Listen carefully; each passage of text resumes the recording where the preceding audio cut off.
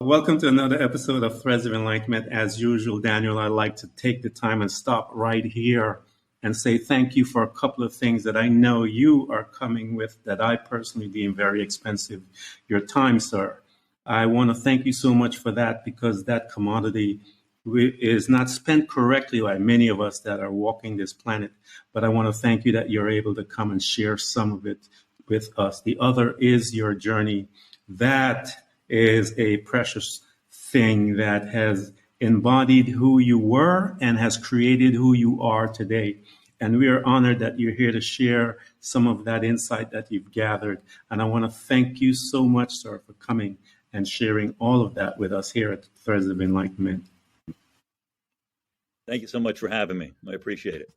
Thank you so much. You tell them, Daniel, about all those books and everything you got. I tell them, think about everything that you've done and then the things that you're about to do, because I tell them once someone is awake, complacency becomes their enemy. We don't know how to stay stagnant, and we are constantly moving, if you will. So talk to them about those things that you have created so far from your journey. So far, one book. It's probably a one-off, Ken. It's just, from my background and my experience, I had 24 years with the Secret Service. And, we wanted to talk about our history. And as a child, I was always outdoors into sports and, being active. And I kind of got thrown into, and this is a short story, everyone has cliques when they're in school, and especially high school. And it was a small high school, a small town. I grew up on a small farm. It started turning into suburbia. Anyways, always into sports and just very active. And I'm tall and I love basketball. And I wanted to be a radio broadcaster, not television so much. I wanted to be on the radio broadcasting. Being from up north, wasn't a Knicks fan, but that's what we had, the New York Knicks. And listening to the radio broadcast I really loved it. Anyway, aside to that, when I was in high school, you have a group of friends and you're doing certain things. And I had this one kid who came up to me and he says, "Hey, we're putting on this play, Hello, Dolly, and we need male dancers." And I'm like, "Ooh, no, no, that's not me. That's not my forte." Didn't want to have anything to do with it. And he begged and pleaded. And his mom, who wasn't a teacher, she was the director for these theater productions they'd put on, talked to me. And she said, "Look, here's all I need you to do. You're going to get in front of the stage and you're going to dance with a bunch of other people. You're not going to be up there all by yourself, all this kind of stuff." Well, two things. One was, obviously stage fright, being in front of all these people. Secondly, I had to dance with a girl. Oh my gosh. Yeah. And I had to dance with this beautiful girl. And I was a nervous wreck. My hands were sweating. And I'm thinking, I'm dancing with her. And she's like, "He has to feel that my hands are sweaty." And it was a great experience. And I stayed with it. We put on productions. Yeah. Was that my freshman year, my sophomore year, my junior year, and put on these productions. And all of a sudden, I was like, "Hey, this is kind of neat. I kind of like it. I kind of like performing." And as time went on, again, I was able to broadcast our high school basketball games, which was a great experience. And I wanted to do that in college. And I went to Southern Illinois University out in Carbondale, Illinois. And they had a public TV and radio station. I thought, oh my gosh, that's what I want to do. And I started getting into it. And pretty soon I found that was really cliquish. That was, you're the part of the club or you're not a part of the club. I wasn't a part of the club. Anyway, as a minor, I was taking criminal justice because I guess, along the lines of being in the medical profession or a fireman or a policeman, you wanted to help people. And that's, I guess, inside me, I wanted to help people. And we'll get to this later on, but at the time I had no idea I was an empath. And I only found that out about 5 years ago. Anyway, the radio and television part of that, my education kind of faded. And I concentrated more on criminal justice. That's what I graduated from school for that. And when I graduated, I came back home and knocked around a few jobs. I applied for some state trooper positions, some other police positions, but, in the back of your mind, I don't care who you are. I wasn't crazy as a kid. I wasn't a speeder or did bad things or, because I had a pretty tough dad. Yeah. But, when you talk about most people, when they have contact with the police, it's usually, when you're pulled over for speeding, you're pulled over for a ticket or something like that. So you think, most police officers are jerks. Why would I want to be a police officer? And I was like, okay, well, maybe I'll do something else. So I knocked around a few jobs. I worked at a warehouse. I worked for DHL, which is like a FedEx Express company. They're more worldwide. They're more known overseas, which is a great company. I worked for an alarm company. I worked for a manufacturing company. And I thought, you got to start having a career. I can't keep knocking around all these jobs. I got to have a career. So how old were you, Daniel, when you had that conversation where you said, wait a minute, I need to have a career? How old were you? Now I'm getting into my 30s there, Ken. I'm like, But I was okay because I always could find work. Yeah. And my dad and my mom also. My mom worked a long time in her life. Had that work ethic to look, if you want to make money, if you want to get things, you work. And it felt good to work. It felt good to get a paycheck. So, I could always find work, but at the time I didn't have a career. Anyway, I applied for the Secret Service, and this was, oh my gosh, in the early 80s. Let me ask you a question, Daniel. Yes. Let me ask you a question right here. Why that? What was it that you were thinking that said to you the Secret Service? Because you had said the cop piece, the police officer piece, didn't really, stuck there. I wasn't attracted. The Secret Service? Yes, right. I wasn't attracted to that. Someone, I don't know who. Remember, this was before the internet, before cell phones, all this stuff. Yeah. Someone gave me a pamphlet. I can't remember who it was. I wish I could. They gave me a pamphlet of this job down in Washington, D.C. with the Secret Service. And it wasn't with the agents, the guys that talk with the suits and talk in their sleeves. They actually have a uniformed division part of the Secret Service, and they protect all the embassies. They protect the vice president's residence, and they're at the White House. They're the major amount of people are at the White House. Anyway, I see this pamphlet, and I see what they do. And they don't do really police work. It's more protection work. Yeah. So I'm like, oh, my gosh, that kind of sounds kind of cool. So I applied. I went down to Washington, D.C., took the test, the physicals, and all this stuff. Okay, we'll call you later. All right, so you go back home, and they do a background check on you. All of a sudden, I get this pamphlet in the mail, and it says, your height must be in proportion to your weight. And I'm thinking there must be some mistake. They must think I'm like obese or overweight or something. At the time, I was the same height. I was like 6'4". I weighed probably 160 pounds, soaking wet. I was underweight.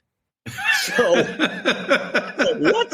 So how I got through, I don't know. I called them on the phone and I said, well, what is going on here? She says, well, the process stops until you make the weight. And I think I had to gain like 8 pounds, something like that. So me, honest Dan, instead of going back to the doctor and saying, you know what, can you fudge the numbers here and just make me gain 8 pounds? I'll get on the job and figure it out. No. Yeah. I go on some weight training program for a month. My metabolism was so fast, I couldn't gain the weight. I'm drinking milkshakes, eating bananas, everything I could think of, Big Macs. It took me a month to gain the 8 pounds. So I go back, okay, send the paperwork back. I'm good to go. They send it back to me and they said, you just missed the class, just missed it. Okay, well, when's the next class? Oh, it's not until a year from now. Okay, do I sit around waiting for a year? What do I do? So I went around and knocked around a few more jobs. And again, I'm getting older. I find out that the top age, you couldn't be over 30 at the time. You couldn't be over 32 years of age in order to apply again. So I waited until I was almost 32. And I said, well, what the heck? Let me try again.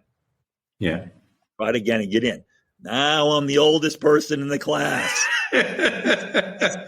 Just coming out of college, right? Because they didn't need a college degree at the time. I'm dealing with 21-year-olds right here. I am the old man in this class. and just go through the physical stuff and all the stuff and the shooting and the tests and this and that. But I tell you what, I got through it, and it was great experience. I got on the job, and because I was older, because I got in, I was older, and I had the college degree.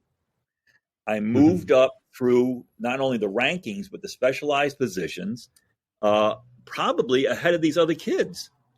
Fair or unfair, but most of my supervisors at the time were the same age as me. So I related better to them. They related better to me. I was entrusted with some high-profile stuff and a lot of high-security stuff. And then with my 3 years on, I got into K9. I was accepted into K9, and I was the youngest member in years on the job, not in age, but on the job to get a dog. And he was a bomb sniffing dog. He was also handler protection dog. They don't do that anymore. Now they're just strictly the bomb dogs. And then the other part of it is ERT dogs. They're the ones who are mostly the handler trained dogs. And it was just a great experience. And it's different. I know I'm sure there are a lot of pet owners out there. I'm a dog guy. I'm sorry, not a cat guy. I had dogs since I was a kid. But to have a dog you work with, it's just another level. It's a whole nother level that you're this dog's God 24 hours a day. Unfortunately, my dog did not work out as a bomb dog. So after 4 years, he just gave up. And it was kind of sad, except the service allowed me to keep him. And there was a lot of tension there too. Here's this expensive dog we got for you. You went through this training. It was unprecedented at the time. Wait a minute. The government is thinking, because the government's thought was, that's property. That dog is property, just like your other property is. They don't think of anything, on the human side of it. And I fought and just went through every avenue I could think of. And luckily, I had some people behind me and said, wait a minute, the guy is getting out of the program anyways. They didn't have a retention program that I stayed in K9. And I went back into what they call basically the rotation of other officers. But I got to keep the dog. And I got to have him as a pet at home. And he lived till he was 13 years old. And he was just the greatest pet, greatest dog. And I've never had one since, because it was kind of one dog and out. And anyway, other parts of my career, I got to do public affairs. I got to do tours of the White House, because I found out I'm such a history buff. They allowed us to go inside and give tours to people to come in. And again, this is where the empath part came out, because I had absolutely no idea that was part of my personality and my background. So I was there for 24 years and had a great time, served from the end of Reagan's term until Obama. And it was just, I was at the White House. I got to meet celebrities and diplomats and sports figures. And it was just a really, really great experience. And to work for the government, there's a bureaucracy. There's things you have to deal with. But I got a great pension. I came down here to Florida and was going to retire and sit on a beach. And then you find out, no, you're an alpha personality. You can't sit still. And I can't sit still. I can't. I mean, not only was the service ingrained in you about the physicality of keeping in shape and, the routine, kind of almost the guys in the military, they just have you have a routine. And I couldn't stop.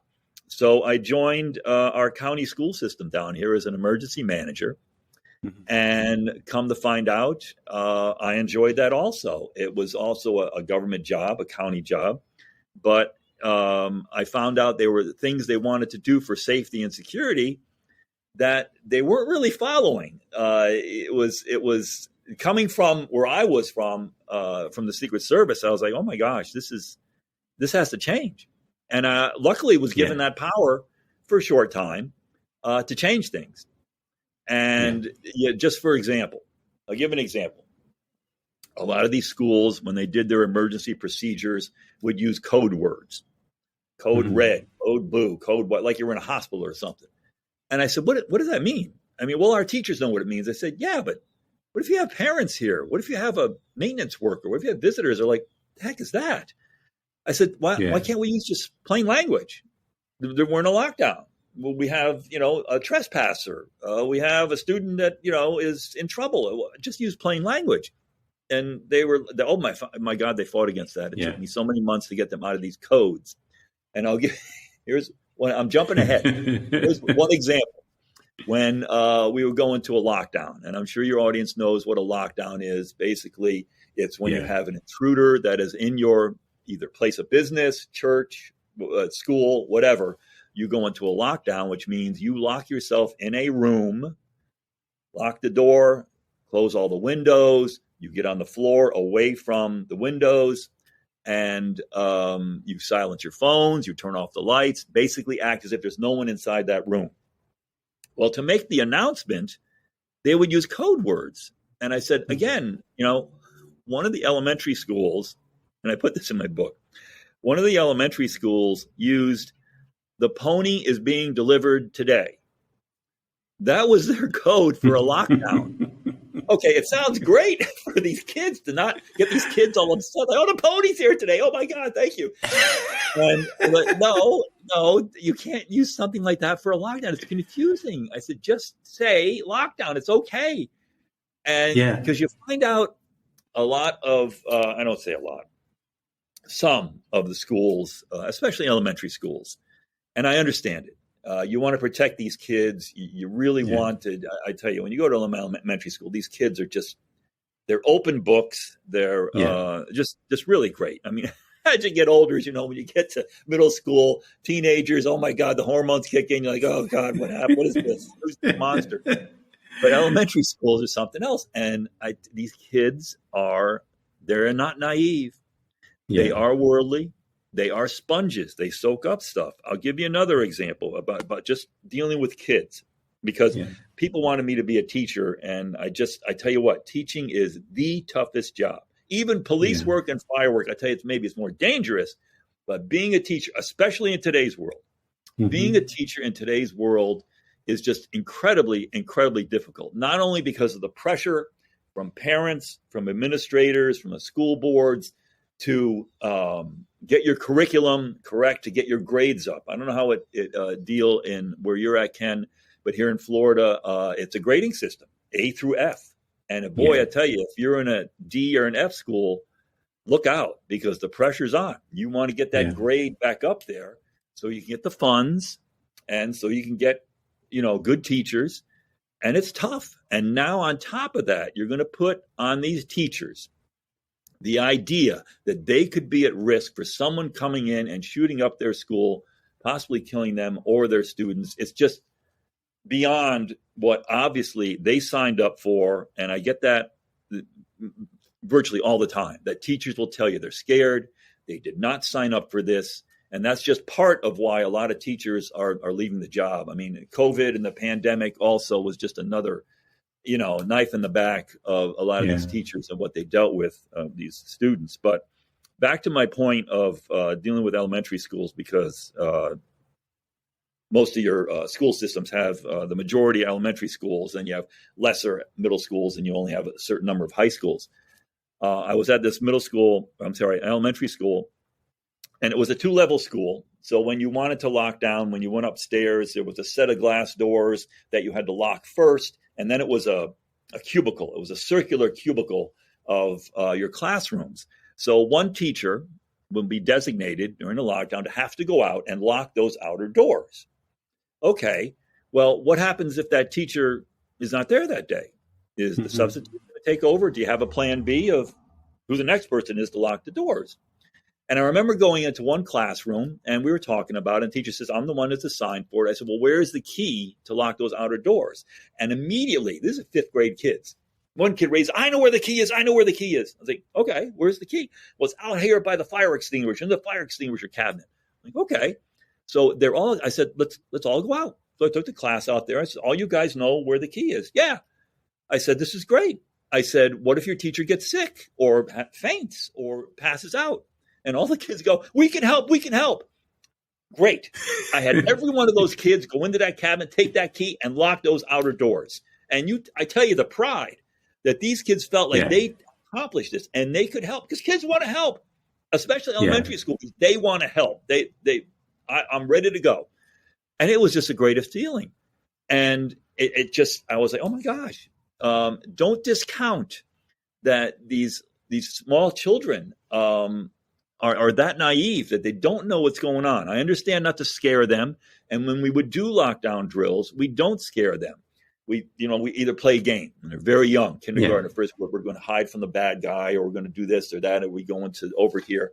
And at every one of those lockdowns that I experienced, because I know there's some dispute about this and some debate, at the end of the lockdown, we would go and unlock the doors, and all these kids would come out beaming and praise them, how quiet they were, how great a job they did. And you could see the smile on their faces that they accomplished this, that this was a good thing.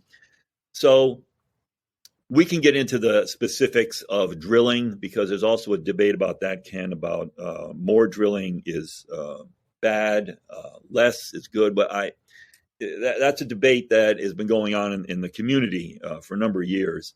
But I got to tell you, just the school system I dealt with. Look, I dealt with a school system of 100,000 students, 140 schools. I was the only one.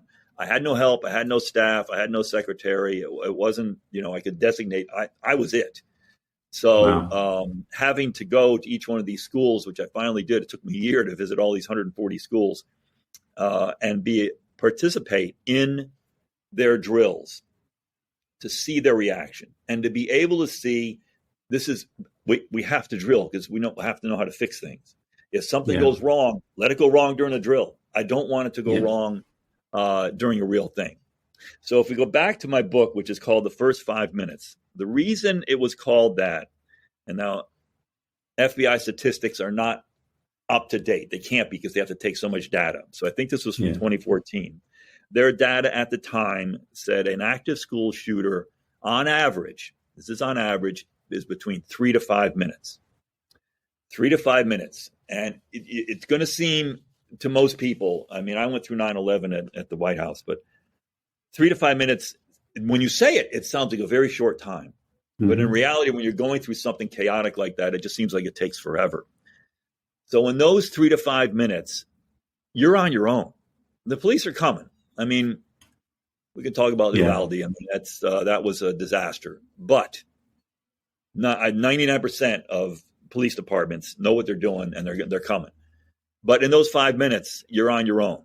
So you have to figure out, number one, you keep yourself safe. That's the number one thing. Then you can help your students and you can help other people. So in those 5 minutes, I try to train people to calmly go through the process of what they're going to do. Their door should already be locked. If it's not, you lock your door. You turn your lights off. You put your children in a corner away from the windows. You cover the windows. You silence your phone. You cover the computers. And you're just quiet. And you just be quiet. And the hardest thing, and Ken, everyone's seen movies and, we can talk about violence and stuff like that. But there's a lot of bad stuff that you're going to hear. You're going to hear a lot of screaming. You're going to hear help. You're going to hear people maybe even pounding on your door, asking you to open the door so they can get in. And you have to ignore all that. You have to ignore all the announcements that are made. Ignore the fire alarm. Someone getting on the loudspeaker saying, hey, it's okay. We're done. Come on out. We're clear. All that you have to ignore and just wait. You just sit and wait. And that is the hardest thing. And I tell you, when you talk to principals, and especially at elementary schools, because they feel so close to their kids, and they tell you, I have to do something. I have to get out of this school. I have to go save my kids. And just that parental, most of them have kids of their own. I have a 16-year-old. Yeah. And you feel you have to do something. You can't believe that your whole being is telling you, just sit here and wait. You want to do something. You want to go save them. And I tell them over and over again, especially during the drills, because when I first started, they made the mistake of going out during the drill. They would take administrators and the head plant operator and other administrators to go out and check doors during the drill. I said, what would happen during a real event? They'd say, well, we do the same thing. I said, no, you're not going to survive. You can't. You're not helping anyone by going out, checking on doors or checking on your students or making sure someone's safe. Number one item, keep yourself safe. You have to keep yourself safe first. Then you can help other people, and you wait for the police. They're coming. I tell you, that 5 minutes is going to feel like an hours, but they're coming. And we can talk about mistakes that were made, whether it was Sandy Hook up in Newtown, which my sister lives there. I'm in the town across next to that, Monroe. So I'm very familiar with that area. And then here I am down in Florida, and Parkland happens at Major E. Stoneman Douglas. And that's one of the reasons why I left the job with the county, because the state, I say in their wisdom, it might be a good thing, I don't know, decided that law enforcement should take over all security at schools. And so that kind of put me out of the loop. And then we had Uvalde out in Texas. So it just, I tell you, Ken, there is no perfect solution. There isn't. No one can come up with a perfect solution. There's different areas, which I agree with. I'm in a niche, but there's different areas. We talk about threat assessment, behavior, the mental health aspect, the gun control aspect, the prevention aspect of hardening the schools and making them look like prisons. My niche, and the reason I wrote the book, is to keep teachers safe and confident that they will know what to do in those 5 minutes.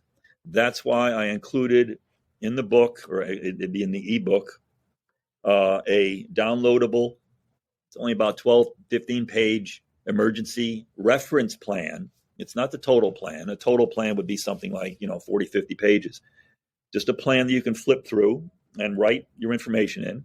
And I also included a credit card size reference card.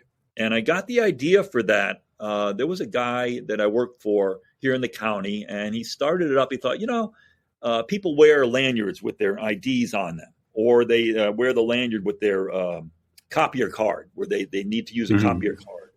And he thought, geez, why can't I come up with a reference card in an emergency where someone can reference? And I found out also that doctors use this, even doctors in hospitals, because they'll say a code white or something. They forget, what was a code white again? And they'll look on the reference. Oh, yeah, that's what it is. So I wrote up these reference cards that when you're panicking and you forget what day it is, you can quickly look, oh, I forgot to turn the lights off, or, oh, I forgot to turn my computer off. You can quickly look at the reference card or even take a picture of it for your phone and use it. So when we're back to, what drives me to do this, I wasn't going to write a book, Ken. I wasn't. Yeah. I'm retired. I'm like, okay, I exercise. I do things around the house. I'm a house husband now. My wife is a doctor. She goes to work. And I have my son who is not out yet. So, I'm driving him back and forth to school, and he's involved in activities. So I do that. But after Uvalde, I just had all these ideas in my head. I said, I got to put something down on paper. My wife was very good. She encouraged me. And that's what I did. It's a small book. It's only 77 pages. It's what I call it, just a quick reference. You can flip through and find out what you need. And again, it's very specific. It's just a niche. It's not the broad emergency plan that you need for schools. It's just something that gives people confidence on, okay, I know the steps I need to take to keep myself safe. So that's the reason I wrote it. And the Let me reason ask the question, Daniel. Yeah, go ahead. Why is it No. It's great. I'm enjoying this. Why do you think there's resistance against the training? Because you can look at any type of institution that requires training, meaning the military, the police department, any type of military type places or institution, and you see martial artists, musicians. I mean, we can go all the other places, with this. That when one practices, it becomes a second nature response, so that when something, God forbid, does happen, that it's so programmed within them that when they respond, that when they hear those closing of the doors and the screaming and the yelling, they would be so program, if you will. I hate to say that, but they are so educated, if you will, that they will not move regardless of what's going. But they have to be trained to not to be emotionally responsive at that time. You need to be more logical as you're moving through. But if you're not trained, then you will respond more emotionally, and that's probably where people lose it. So why the resistance, you think? Did you read my book already? There's a chapter. There's a chapter in there where exactly what you're talking about, this muscle memory, this implicit memory. Yeah. And I talk about that in the how it works is basically you do it without thinking. Most people, when they wake up in the morning, well, in the old days, what do they do? You went to the bathroom. Nowadays, as soon as you wake up, what are you doing? You're reaching for your phone, and you do it automatically. Button a shirt, automatically. Get in a car, put a seatbelt on. You don't even think about it, automatically. Mm-hmm. All these things you do by muscle memory automatically.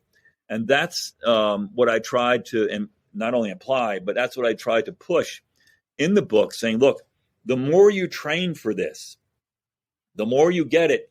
And when something bad happens, boom, it's going to automatically kick in. Like you said, that impulse, that muscle memory or implicit memory will kick in, and you'll do it automatically. I mean, the Secret Service, the training we went through, we had to qualify to shoot once a month.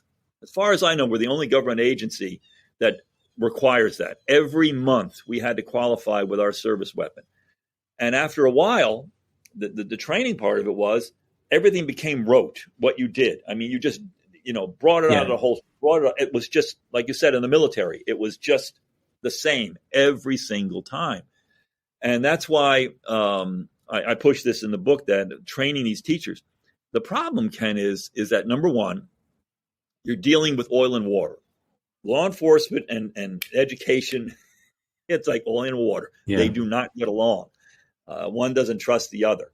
The other thing is, again, the pressure from administration to do more teaching.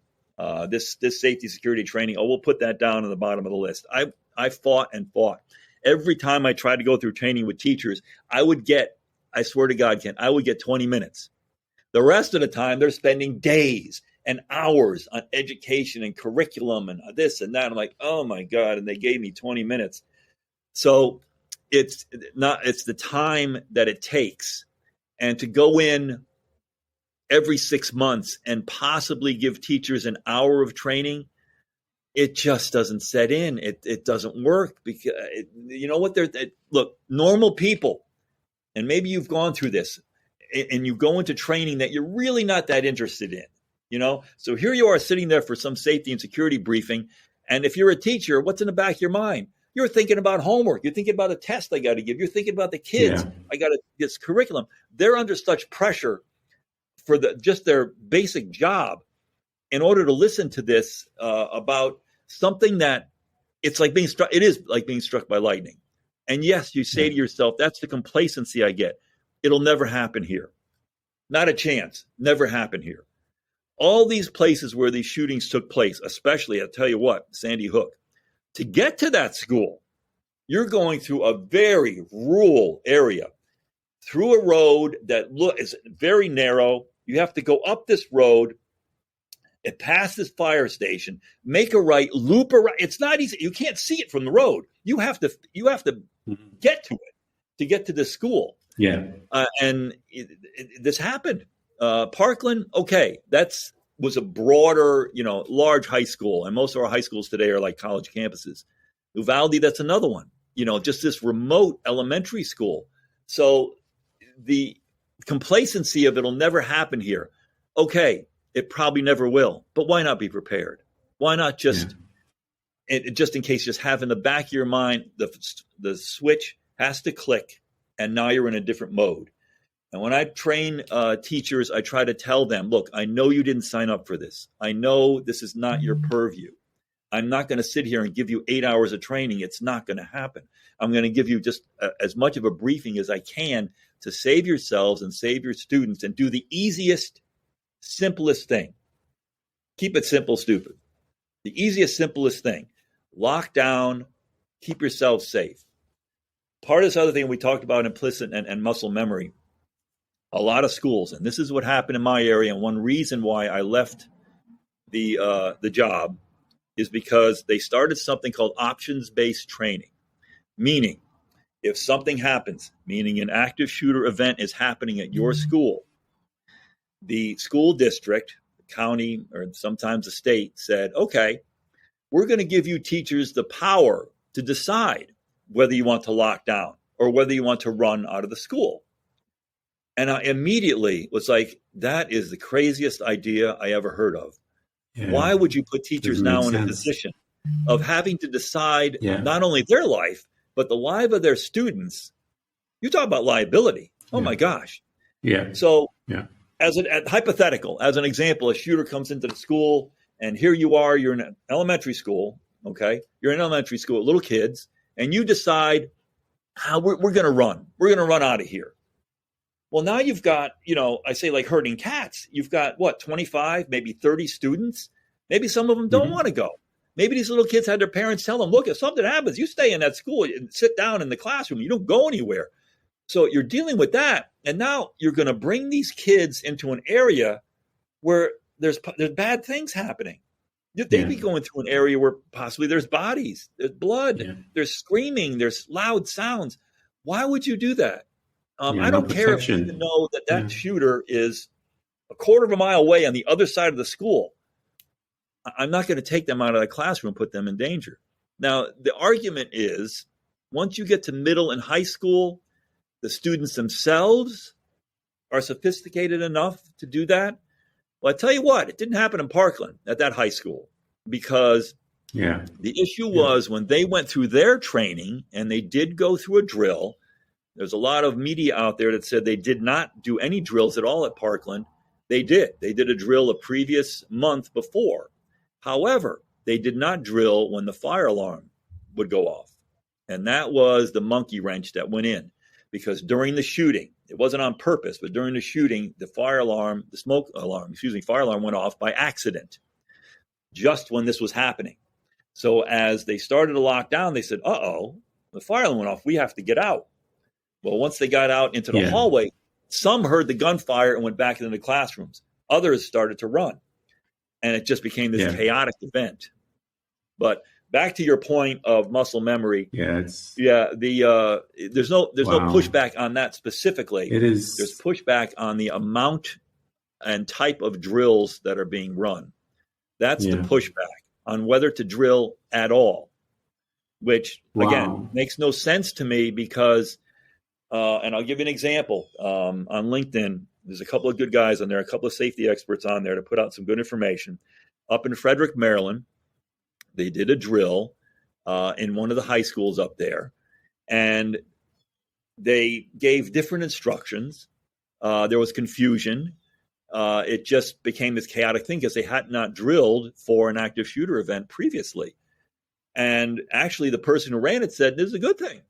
I want to find out how we'll react so we can fix it. And that's number one reason for having a drill. I don't care if it's a school, a business, whatever. You have to see how your people react so you can fix things. So then when the real one happens, okay, now we know not to go through that door. Now we know not to use this. And at that high school, they found out people didn't have keys. The intercom didn't work on part of the building. And these are the things you find out when you drill. And I tell you what, Ken, when I was drilling down here, the same kind of things happened. Half the school would say, we never heard the announcement.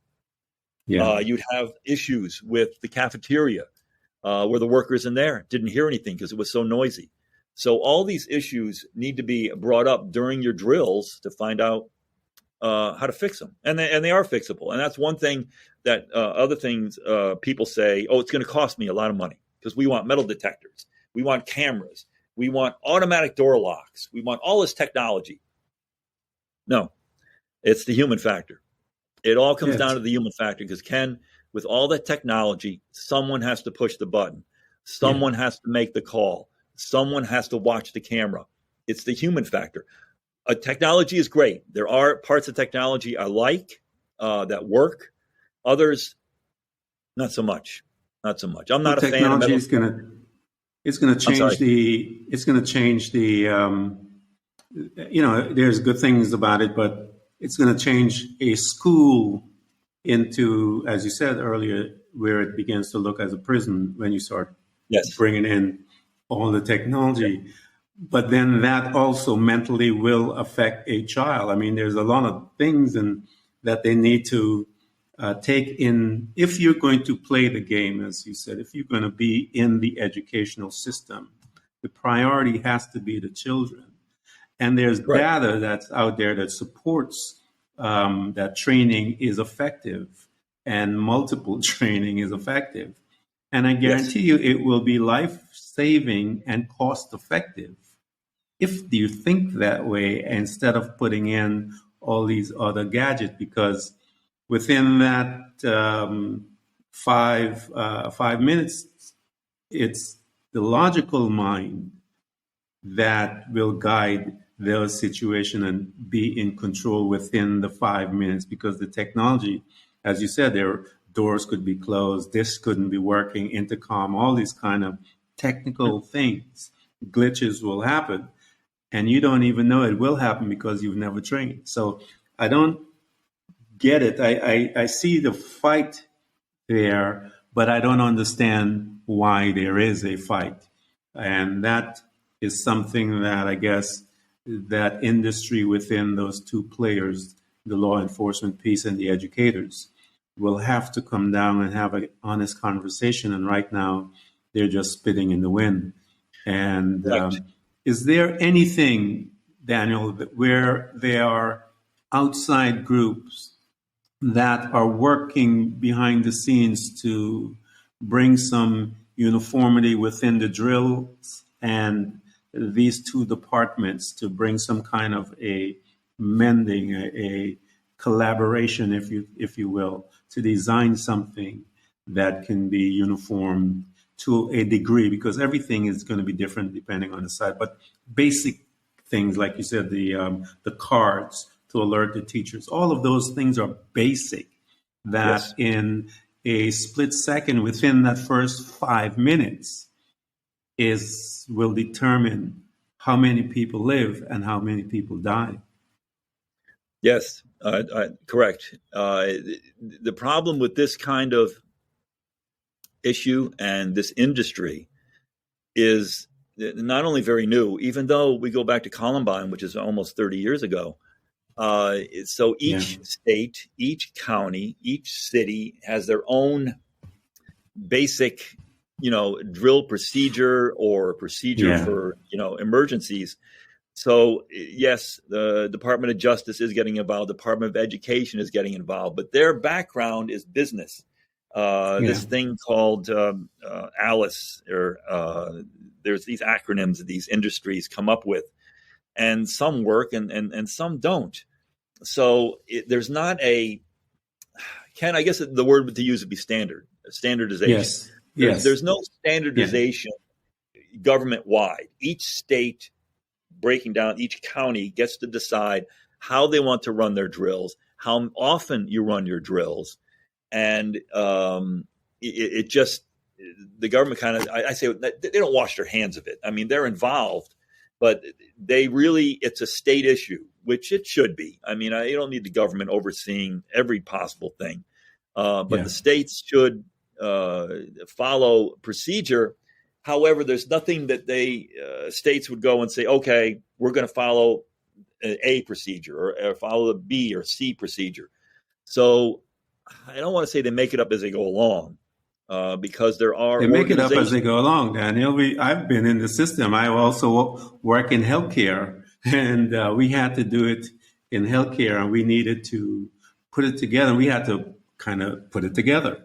And so if there's a way, I don't know, again, we are trying to reduce the footprint of the federal government within it. But then someone has to come out and say, okay, these are the basic minimum or the standards by then which you can govern this type of behavior, because the politicians are not going to, I don't see any type of decision within the next 5-10 years that will make any kind of impact to within this industry and this lifestyle. So we must have to have we have to have an honest conversation because we're blowing in the wind, Daniel. We're looking at every couple of months or every month in America, we have some type of incident like that. And we're looking at thousands of young babies being, the stake is too high for us to be playing games with those precious lives. I agree. Somewhere we have to work. Yeah, no, I agree. That's not my lane. I don't want to get out of my lane. But there's obviously, a being mental an empath, though, Daniel. How are you? I mean, being an empath in that situation and not being able to have any, and you have the type A personality, not being able to have any type of control, if you will. Right. You probably losing your mind. It's frustrating, especially after Uvalde. It was very frustrating. Being from the law enforcement end of it, and it was just a horrible, horrible day. Yes, there were other issues at that school that, separate from law enforcement, with doors being unlocked and broken locks and doors being wedged open. But this response was just horrific, of standing there and just waiting and waiting and waiting and not going in. And like I said, Ken, 99% of your police departments know they're trained correctly for this type of incident, and they're going to go. And that was just an anomaly for that to happen. That day was a day of, you could see where character was not, it wasn't a day for character. No. One's character. Well, I tell you, Ken, it happened at Parkland also. You had the two security officers there that refused to go in. Yeah. So I want to say human nature, but why the heck did you get on the job in the first place? In a job, yeah. Mm-hmm. Why did you go on the job in the first place? It says specifically, you go into danger. Just like a fireman, you go to the fire, you go to the danger. And that's the thing about, you've been in the health industry. When, you hear a code or something, where's everybody? All the nurses and doctors, they're going to that emergency. They're going to that person. You're driven for that. It's innate in your nature. And I'm sure you've read these other things about how people, whatever their job is, go when there's a car accident or there's something bad happens at a business, let's say a bombing or a fire. Different people, depending on the innate nature, will react. Your doctors will go immediately to save people. Police will go to save. Firemen will, that innate nature of your job, that is in your bones. You're going to go and do that. So, I don't know. These state education departments and legislatures have to figure something out. And I was very glad down here in Florida, they did have a conference and a board and a council that got together and decided steps that needed to be taken by each county. And the money was available, which is a big thing for these schools to have the money and budget to do this. So there's a lot of, parts to school safety. And again, I try to stay in my lane and just concentrate on the one thing of saving people. But yes, there's things in the periphery that I talk a little bit about in the book, my opinion on things about metal detectors and technology, that some can help, some not so much. But there's also issues I ran into in our school system because I must have been involved more than hundreds of drills at these schools, of active shooter drills. And everyone is different. Everyone. I don't care if it's high school, middle school, elementary school, everyone was different.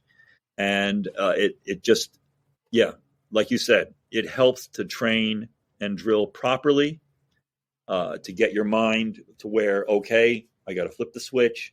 I got to go into this mode. I got to go into protection mode to save my kids. And that's what I'm trying to do. That's exactly what I'm trying to do. Training is the only way that you can do it. There is no other way, to be honest, that I know of, because I had to do martial arts and stuff like that. And even as a musician, I had to practice. And after practicing for so long with my music, and my hands would be able to go without me even looking. But had I not practiced, that would have never happened. I'd be all over the place, creating some different sounds that wouldn't fit. And so it doesn't make sense. It's not, in a high pressured situation is where one needs to disconnect the emotional part of us and put it aside for the 5 minutes and beyond to make logical, trained response to protect Yes. self and all the other children or other people around you.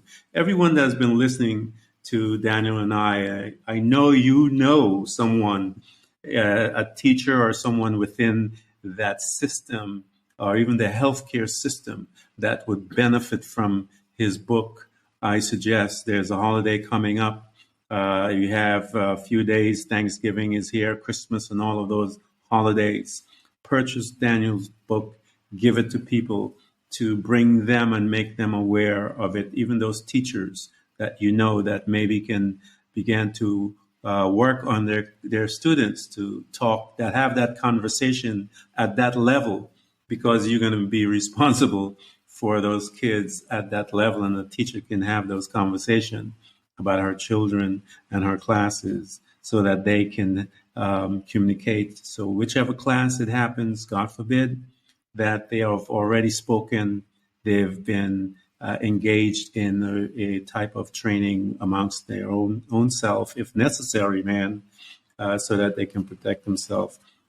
Daniel, I want to thank you, man, for you sharing all of this, because that's important stuff. And my hope is that some organization, man, as they did in Florida, because I'm from Florida, that they are able to have that conversation, because the prize is those children.